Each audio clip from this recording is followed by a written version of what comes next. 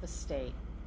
I'm joined on the phone by Oregon Department of Forestry Fire Chief Doug Graf, Oregon Chief Deputy State Fire Marshal Mariana Ruiz Temple, Major General Michael Stencil, and the Oregon Office of Emergency Management Director Andrew Phelps. I'm joined in person with Gabriella Goldfarb of the Oregon Health Authority. Let me start by bracing all of you for some very difficult news. We are currently facing a statewide fire emergency. Over the last 24 hours, Oregon has experienced unprecedented fire with significant damage and devastating consequences across the entire state. I want to be upfront in saying that we expect to see a great deal of loss, both in structures and in human lives. This could be the greatest loss of human lives and property due to wildfire in our state's history. Early reports indicate that the towns of Detroit in Central Oregon, Blue River and Vida in Lane County, and Phoenix and Talent in Southern Oregon are substantially destroyed. Hundreds of homes have been lost, and we continue to carry out mass evacuations across the entire state.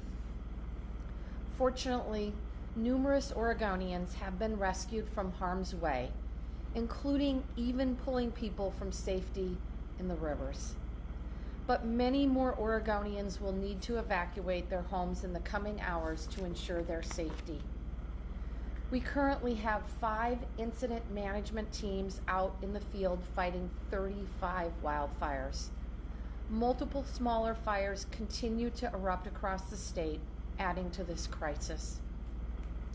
And unfortunately, we are not getting any relief from the weather conditions. Winds continue to feed these fires and push them into our towns and cities. Right now, more than 300,000 acres are burning across the state, which is the equivalent of over 500 square miles. In some parts of the state that are not yet burning, the worst fire conditions in 3 decades persist: dry air, dry brush, and hot winds. This means everyone must be on high alert. This is the first time I have invoked a Fire Complication Act for the entire state. This act gives the state fire marshal the power to direct and deploy state resources anywhere where they are needed. This morning, I also directed the Office of Emergency Management to request a federal emergency declaration. That assistance request will free up federal resources to support our response efforts, including power generation's capabilities, search and rescue, mortuary assistance, and more. Our number 1 priority right now is saving lives. As such, our statewide strategy is focused on life safety, evacuation, and protecting structures where possible. Our heroic firefighters, National Guard, and Red Cross volunteers are working around the clock to evacuate Oregonians from the path of these fires and provide food and shelter for our evacuees. Many of these volunteers and firefighters are from affected areas themselves and needed to evacuate their families on top of providing help to others. This is truly an all hands on deck moment for Oregon. The next several days are going to be extremely difficult. If you hear only one thing today, hear this. Please pay attention to the directions from firefighters, local officials, and emergency responders. If you are asked to evacuate, do so immediately.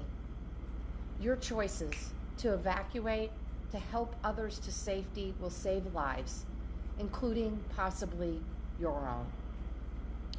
We as Oregonians always rise in these moments of crisis, and we are certainly in the midst of one right now. And I know that by working together, we will come through this. Please take care of yourselves and each other. And with that, I'm going to turn it over to Doug Graf. Doug? Good afternoon. Doug Graf here. How am I coming in? You sound great. Okay, excellent. Name is Doug Graf. I serve as Chief of Fire Protection for the Department of Forestry. My peer and partner in fire protection for the state, Mariana Ruiz-Temple, is going to join me in this briefing. And I'd ask her to kick this off because the focus today, and has been for the last 48 hours, is life safety. And Mariana works closely with all local fire service to make sure that happens across all these fires relative to evacuations and structure protection.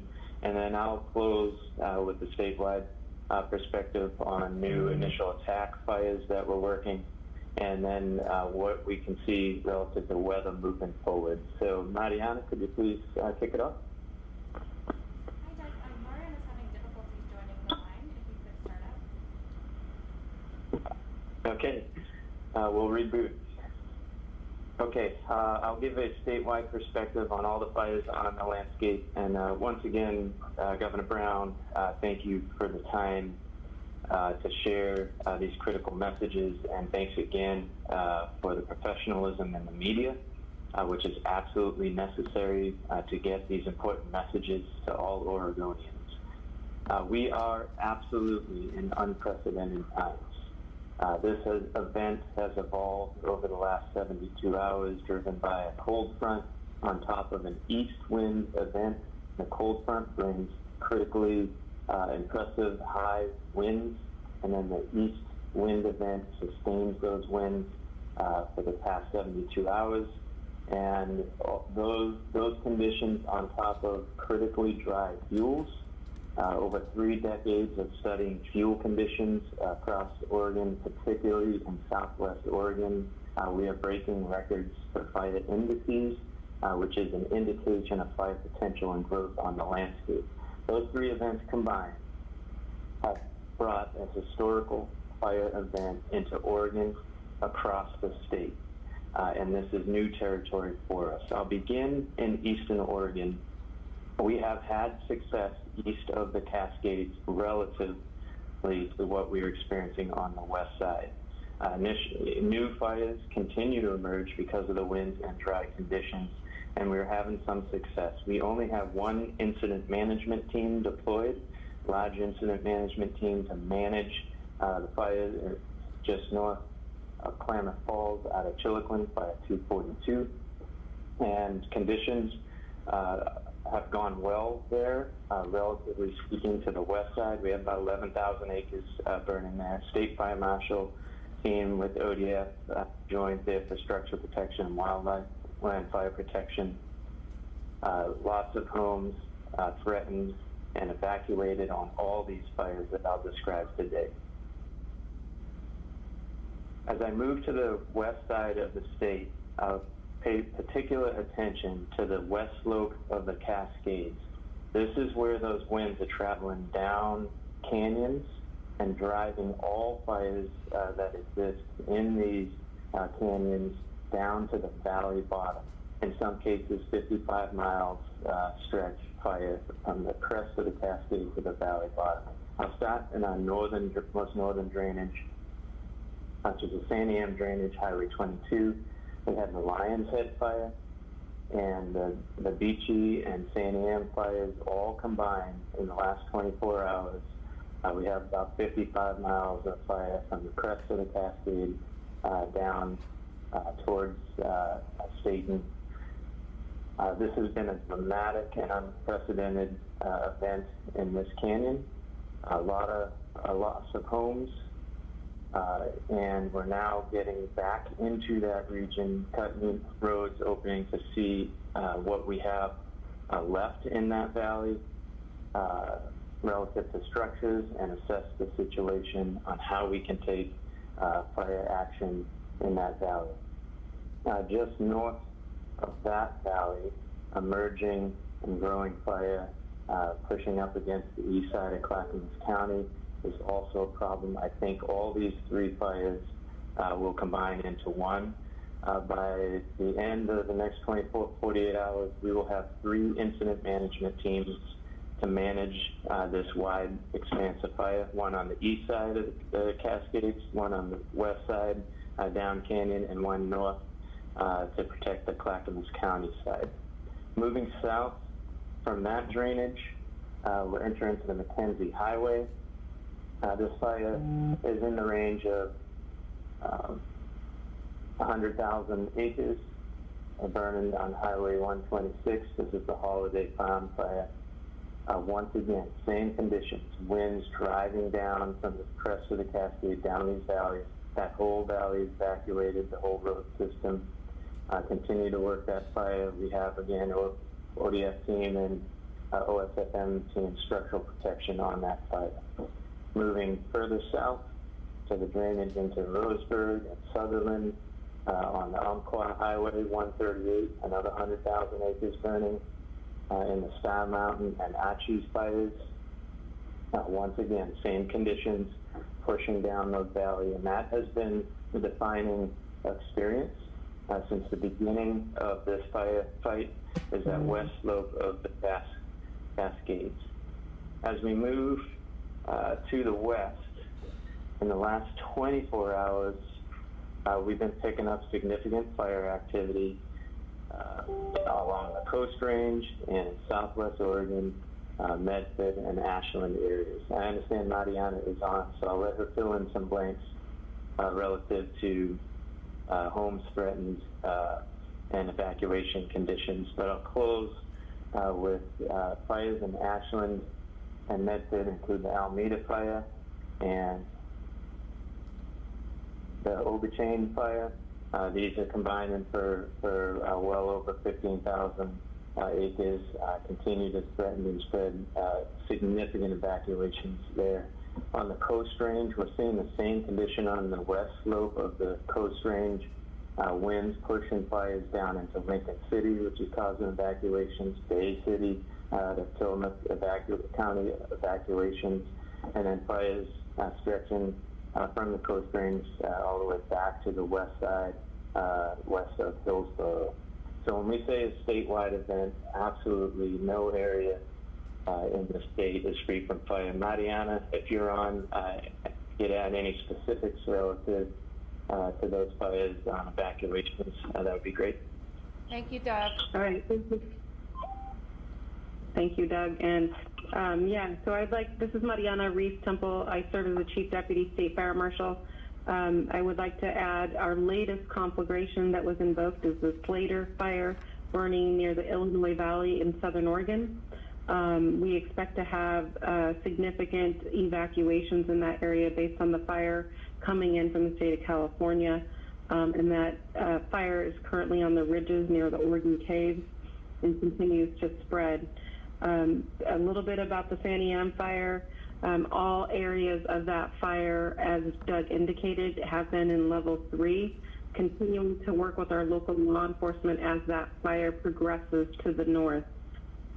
Areas of concern across all of the fires that Doug indicated is the amount of structures that we will see lost, and in addition to human loss that we expect to see over the next few days.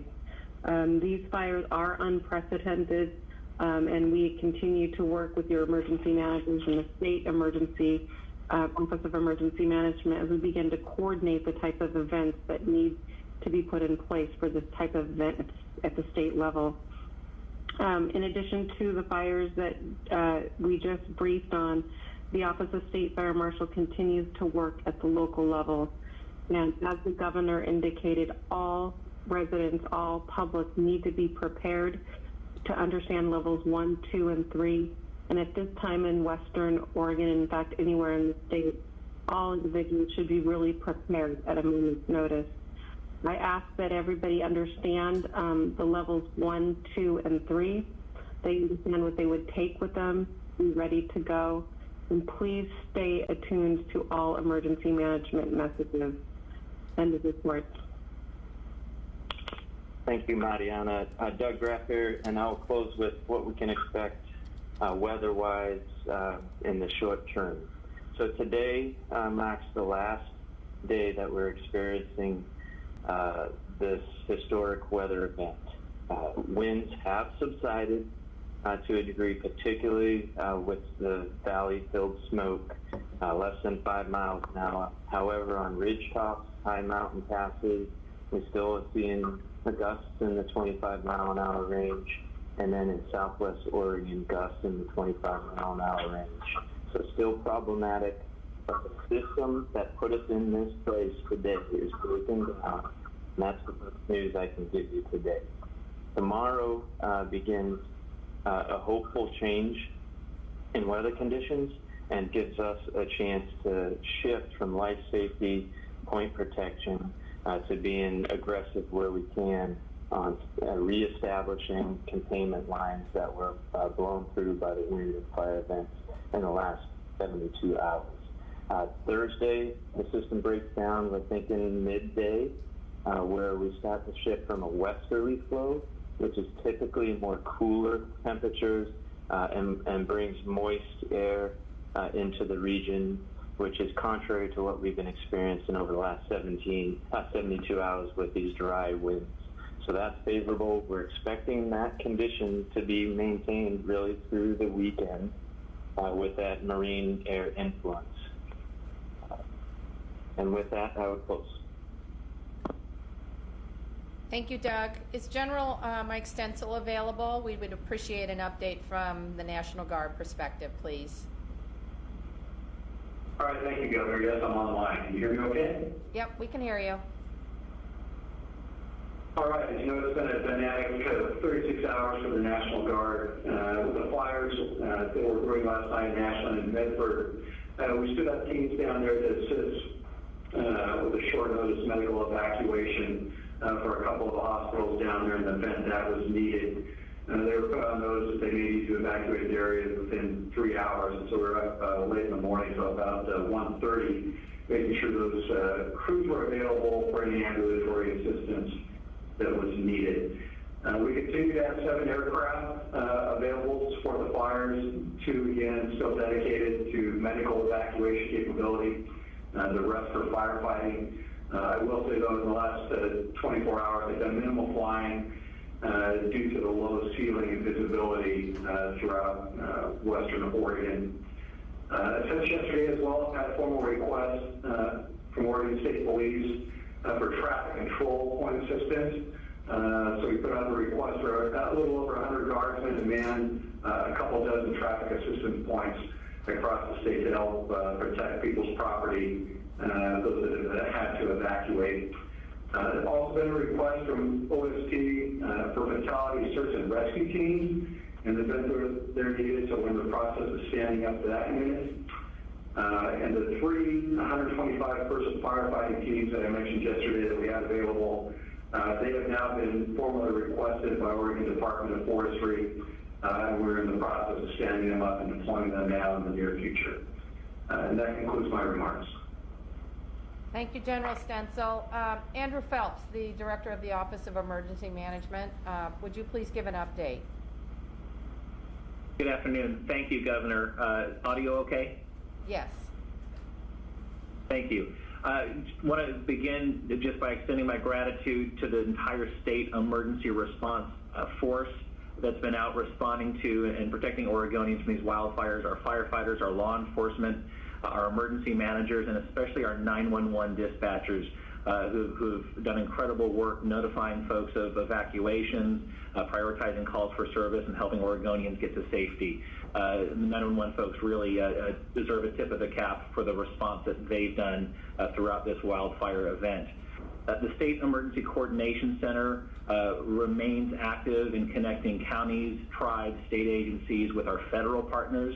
As the governor mentioned, the state has made a request for a federal emergency declaration to provide additional federal resources to the state of Oregon to help with the response to these fires. This will include search and rescue. It'll include mass care, sheltering, and feeding support, as well as an incident management assistance team to be located here at the State Emergency Coordination Center.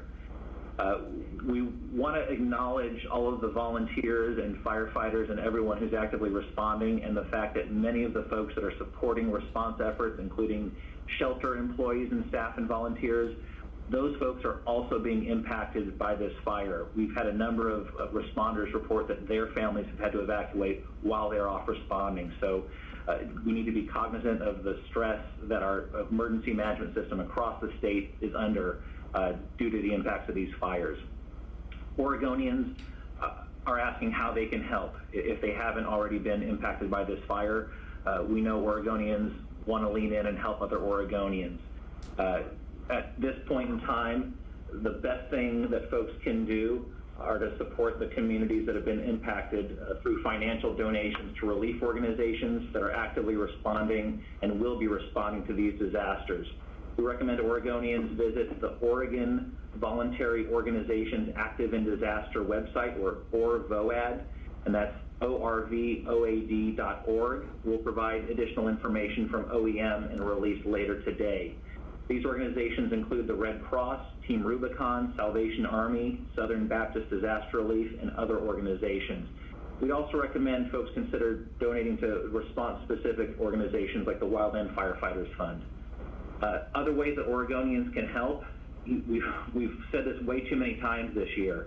If you're in a safe place, stay home. Reduce the impact of being out on the roads and taking up resources that our folks that are evacuating need to evacuate safely. If you're in an evacuation zone, make sure you're ready to evacuate. Know where you're going to go and what you need to bring with you. Above all else, our priority remains life safety. Please heed warnings of emergency personnel. If you're under evacuation orders, follow those orders. Go where you've been directed to go to evacuation points, and make sure you're prepared to leave as soon as possible. Once that level 3 go evacuation order comes in, there's no time left. You need to get out and get to safety. We also encourage Oregonians to take advantage of the Red Cross's Safe and Well application or website. This is a way that you can work to notify family and friends that you've evacuated and you're safe. You have control on that website over how much information is shared, from your name to your address and how you evacuated. But we want to encourage folks that have evacuated to register with that system. That's going to help us too, identifying folks who may be unaccounted for during these wildfires.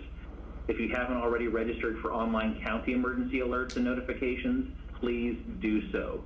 And once you've evacuated, do not return to the evacuation area until authorities have permitted re-entry. That's really important. And I'll close with a go back to our 911 system. Please save 911 for emergencies only. Don't call 911 for utility outages or updates. Call 911 to report a fire, if you need assistance during an evacuation, or for other life safety needs. Don't call 911 just to report smoke. There's smoke everywhere, and our 911 system is being inundated with smoke calls. That's all I've got at this time, and I'll turn it back over to you, Governor. Thank you, Director Phelps. I think that leaves us an opportunity for questions. As a reminder to all the speakers on the conference line, please help identify or say your name and identify yourself for ASL interpretation and Spanish interpretation.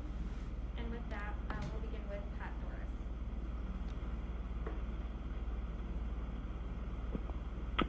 Yes, thank you. My question, Governor, or whoever can answer it, how many people are missing and how many are feared deceased? Mariania, are you available to answer that question? I am, Governor, thank you. Yeah, at this time, we are actively working on getting those numbers. We are actively still evacuating individuals on the Santiam complex fire. We've had significant saves in the last 24 hours where we're bringing folks out of the fire. So at this time, we have not been able to get into a lot of those areas. We do know that we will expect to see those, and we're coordinating with the state ECC on how we're going to be able to track that and communicate it. But right now, we are in active firefight on many of these fires, and quite frankly, not able to even get into some of these areas. I would expect to see numbers in the next couple of days. Thank you, Mariana. Okay, thank you. Pat, this is Governor Brown. I just want to be upfront with Oregonians and reiterate that we expect to see a great deal of loss as a result of these fires, both in terms of structures and in terms of human lives. It, as I mentioned earlier, could be the greatest loss in human lives and property due to wildfire in our state's history. My heart goes out to all of the families impacted by this devastating event. Okay, thank you, Governor. Next question is Sarah with the AP.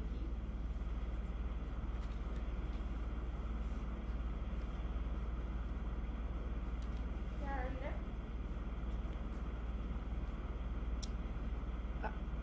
there? Nikki will wait to see if Sarah joins us, and if not, I am just being notified that parts of Lincoln County are now under evacuation orders.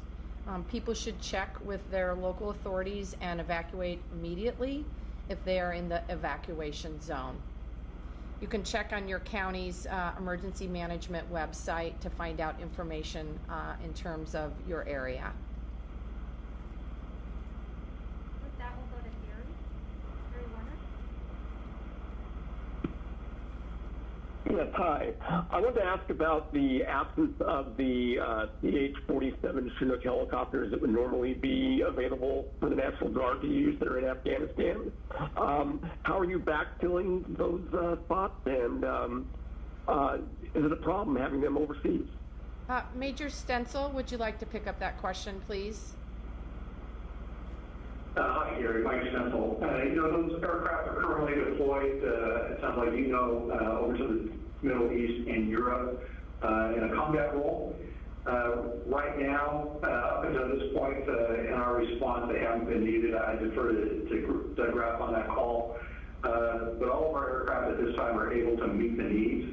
In the event that we need additional capacity, we're prepared to reach out across the other states under emergency mutual assistance agreements to bring in additional assets to this area. Thank you, Thank General. you, General. Doug. Go ahead, Doug. Doug Graf here, Chief of Fire Protection, Department of Forestry. Since the governor invoked the declaration of fire emergency close to 3 weeks ago, we've accessed, as needed, National Guard assets, including helicopters, and we've utilized the Blackhawks. These are the Type 1 helicopters, equivalent to a Chinook, which is a Type 1 helicopter. This is probably the most we have flown historically in National Guard helicopters. I think we're well over 150 hours on those aircraft. They've been flying for 3 weeks. Today we have 4 available, which is about the max I've ever seen available in-house within Oregon, and as the General stated, they can access more. The challenge currently in the last 72 hours relative to flying, and the General alluded to this, was the high winds really puts aircraft on the ground, so inability to fly under these conditions. And now we'll be facing with the smoke conditions. We also can't see the fires under these inversions as the smoke settles in. So we've had access as needed to aircraft, in large part also because the federal government invested in 36 additional helicopters at the beginning of this fire season, and that's been a tremendous asset for us to date. So strong position relative to aircraft availability, and unfortunately conditions that have limited their use recently. What was that helicopter, federal aircraft? The U.S. Forest, Doug Graf here, the U.S. Forest Service added 36 additional helicopters to the national fleet this year, and that's been unprecedented from previous years. The key driver for that motivation was the conditions of COVID nationally, and really focusing greater attention on minimizing widespread of large fires across the nation. And of course, that's been successful up to this unprecedented weather event. Thanks, Gary. And next we have Claire Whittaker. Claire, are you there? Yes, hi. Governor Brown, my understanding is that the Santiam Canyon fires were caused by falling trees that knocked down power lines. I wondered if you can explain why electric power wasn't preemptively shut off in Santiam Canyon. For most of these fires, the situation is still under investigation. It will probably take several days, several weeks. Mariana, can you talk a little bit more about the details, please? Yeah, so the Beachy Creek fire earlier on was about 500 acres, and with the significant amount of winds, we did see down to transmission lines, power lines, that started multiple fires. But in terms of understanding all of the components about it, of that, we are doing active investigations. We do see the fire did grow to 159,000 acres.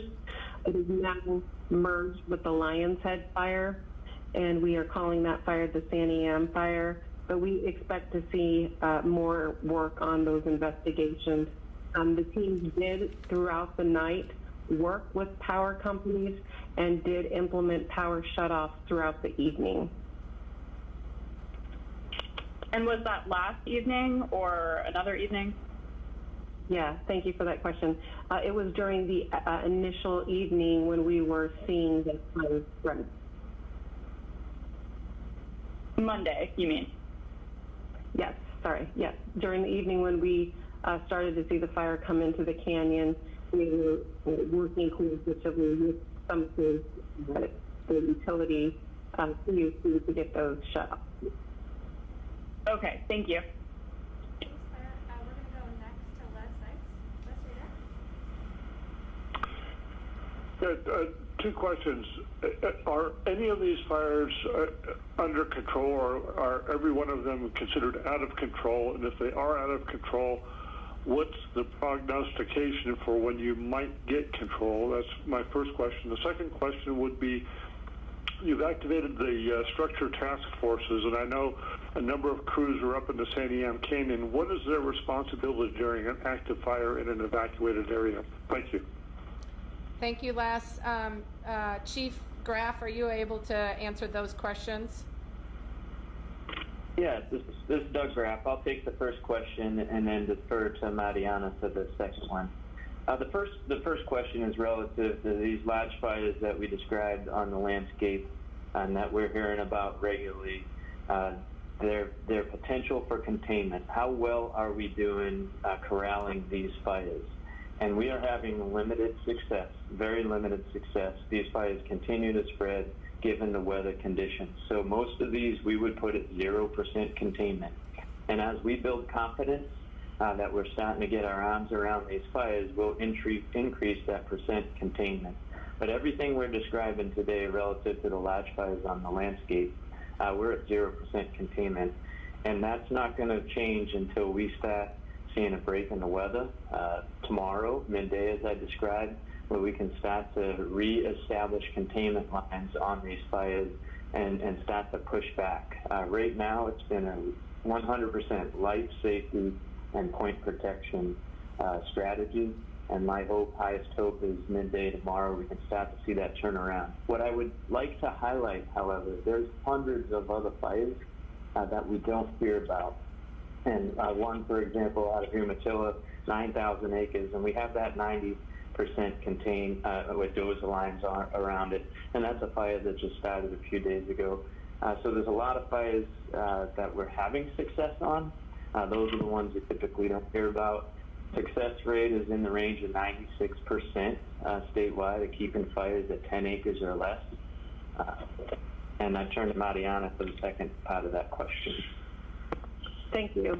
In regards to structural protection and our structural crews, our primary objective on each and every one of these fires that we're on is evacuations, answering 911 calls, and continuing to look for individuals who need assistance. That is our number one priority on each of these fires, is reaching the individuals who need help. As we move into these fires, or into the days on these fires, we will be transitioning to getting into the areas that we have not had access to.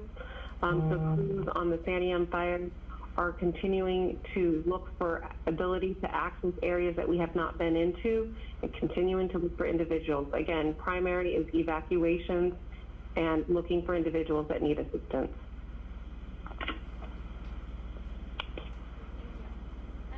Sarah Klein from the AP had a written question. Governor, yesterday you called the fires unprecedented and once in a generation. This is happening on top of the pandemic. Can you talk about these two events colliding? How has it impacted hospital resources and issues that are facing people already? Also, residents have spent months battling the pandemic, many struggling financially and mentally. What would you say to Oregonians as they face another tragedy and grief at the level? So again, my heart goes out to Oregonians impacted by this devastating wildfires that we are seeing across the state. It is really challenging. I know that hundreds, thousands of Oregonians have had to evacuate and are very concerned about losing their homes. My heart goes out to all of you. I know this has also been a challenging number of months for a number of us as well due to the global pandemic. I had conversations with our federal delegation yesterday and today, made it very clear that they need to continue to go to bat for Oregonians and make sure that we have the financial resources that we need to rebuild and recover from these fires and the pandemic, that this is made for a multiply challenging situation, and that we are going to do everything we can to make sure that communities on the ground have the resources and the tools and the support they need to recover and rebuild. I know that Oregonians are tough and strong and resilient and creative, and we're going to have to put all of these qualities to work in the future to assist with the recovery efforts. So I really appreciate the efforts of our heroic firefighters, our National Guard, our Red Cross assisting with efforts, our emergency management personnel. I know this is an extremely challenging and rapidly evolving situation. I'm incredibly grateful for your service. Again, my heart goes out to all the families impacted by these wildfires. I'm absolutely committed to getting you the tools and the resources you need to rebuild and recover. In the meantime, we're working with our Red Cross and other organizations to make sure that you have shelter and food and water to be safe. In addition, I'll just add that the COVID has certainly posed challenges for firefighting. Really proud of the work that our fire teams have set up to provide COVID modules on each and every fire team. So far, despite several weeks of firefighting and over 20,000 firefighters, we have not yet seen any impacts from COVID due to our efforts to ensure the safety of our firefighting crews, which I think is significant. But the other challenge that comes in, obviously, shelter space. And I know that there were families in Salem at the state fairgrounds, in COTS. We're working hard to provide you with non-congregate care, i.e. Individual family shelter, so that you can stay safe and also stay COVID-free during these unprecedented and challenging times. We have time for just a couple more questions. Next we have Ted from the Oregonians. Ted? Hi, thank you.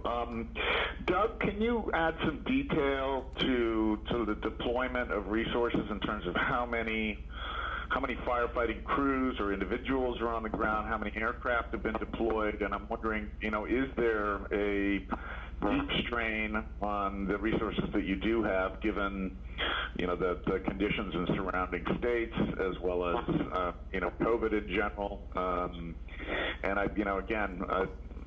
does the department have the money to pay for this at the moment, and how does it access those resources? Ted, this is Governor Brown. I will just say we will make sure that the department has the resources they need to fight this in every step of the way. We made a request for EMAC, which is the Emergency Assistance Compact, that allows other states to come in and help states like Oregon. As you're well aware, we are seeing massive fires in not only Oregon, but in California and Washington, so resources are spread thin. We're hoping to have crews from other states, including Utah, come to Oregon to assist us. Doug, do you want to add some further details? Yeah, I can do that. Thank you, Governor. Thank you for the questions. We've been hovering in and around about 3,000 firefighters on the ground for the last several weeks since we saw fire activity pick up mid-August from that lightning storm. Based on this event, I suspect you'll see more come into this firefight as the Governor detailed. Beyond those details, we're adding a number of different incident management teams to Oregon. We have a team that was moved up from California that's going to handle the fires out of Medford. Unfortunately, the Slater fire from California burned up into Oregon, as Mariana highlighted, in Cave Junction, Itch Cave Junction. So that's two incident management teams that'll be working in Oregon that were not here yesterday. We're also adding an incident management team east of Portland in the Clackamas area. Each one of these teams roll with about 100 folks on that incident management team that really guide all of the firefighting resources on these incidents. So following those teams, we'll continue to see resources come from around the nation to support this effort. The large majority of the boots on the ground are crews, 20-person firefighter crews, and we're very fortunate in the state of Oregon to house just over 200 crews, contract crews, and we're the only state in the nation that administers a contract with those crews, so we're fortunate to have those. The other resources tend to be mid-level overhead division supervisors, task force leaders, all part of those incident management teams that manage these efforts. So bottom line, about 3,000 people. I would expect that to scale up over the next 72 hours as we shift and move towards getting on the offensive on these fires rather than only being able to provide the life safety point protection efforts. But those resources are available to call in, though, because we have faced conditions before where that has not been the case. Thank you for that follow-up. The national system is absolutely strained. So we have to work with what we have. And Oregon, even among all the challenges that the nation is facing, is certainly high up there relative to the priorities. And at this level of resource drawdown and fire risk across the West, from northern Rockies, Washington, down to California, there is absolutely strain in the system. It'll be slower than any one of us will like relative to bringing in resources because we are running out of crews, running out of all assets to put on across all these fires. So we'll have to be strategic about prioritizing where we put those limited resources. And that's why we tap into other access points like the National Guard. And then the military proper has been also deployed northern Rockies and California, and that helps take pressure out of the system for resources. Great, thank you, Ted. And the last question is Dick. Dick, are you there? Yes, thank you very much. I drove very carefully up back road to around Lyons and Gates this morning, and just to survey the damage. And so my first question is, there was sort of a patchwork of losses. One house lost, but the house next to it seemingly fine. Is that, and that's pretty common, but is that what we're seeing, or are there whole communities and neighborhoods that are wiped out? And then my second question is, driving back to Salem on westbound Highway 22, which was open, I saw a lot of cars going around the roadblocks and traveling east on closed Highway 22. And I just wondered what enforcement, if any, was being done on actually dealing with folks who were traveling the closed highway. Thank you. Dick, this is Governor Brown. I will just tell you that We know that there have been a number of communities substantially impacted by these fires. Blue River and Vida in the Lane County area. We know that Phoenix and Talent in southern Oregon, there have been a number of small communities that have been severely devastated by these fires. But I also know, and I'll let the experts speak, I also know in touring the Mosier Creek fire this past year that happened, frankly, just a few weeks ago, that fire can be very fickle. And I saw a property where there were 4 generations of a family living there. The entire property was literally wiped through the fire, and then literally right over the fence, the neighbor's property was untouched. So Mariana, do you want to respond to that and provide more detail, please? Yes, Governor.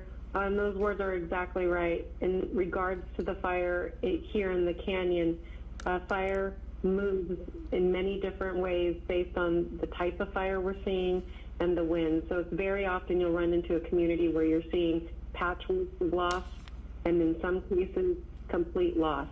And I think you'll see that a patchwork of loss and non-loss on all of these fires. But to the governor's point, Oregonians are going to be experiencing significant loss, not only in life, but in property. And those are things that we're continuing to work through as we engage into those communities. Mariana, can you speak to enforcement? We're obviously concerned about people driving up to look at fire sites. Yes, good question. Sorry for the follow-up. Yeah, on these fires, we are working in coordination with not only law enforcement, but ODOT.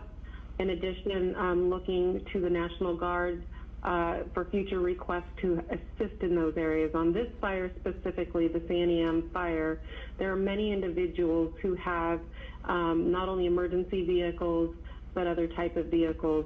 So not knowing specifically, it could very well have been a responder or a team member. It is being coordinated through the Oregon Department of Transportation on this fire. And as the fire progresses or changes, we are putting those checkpoints in place. Thank you. I think that concludes our conference today. Again, I want to say to our first responders, to our firefighters, to our National Guardsmen and women, to our emergency personnel, our law enforcement, and our Red Cross, thank you for your service. We are incredibly grateful for your dedication and determination to saving lives and saving property throughout Oregon. To the Oregonians that have been impacted by these devastating fires, my heart goes out to you. We will work with everything we have to make sure that you have the resources and tools that you need to recover. Please stay safe out there. Please be careful. And if you are in a community where an evacuation order is issued, please respond. You may not get a second chance.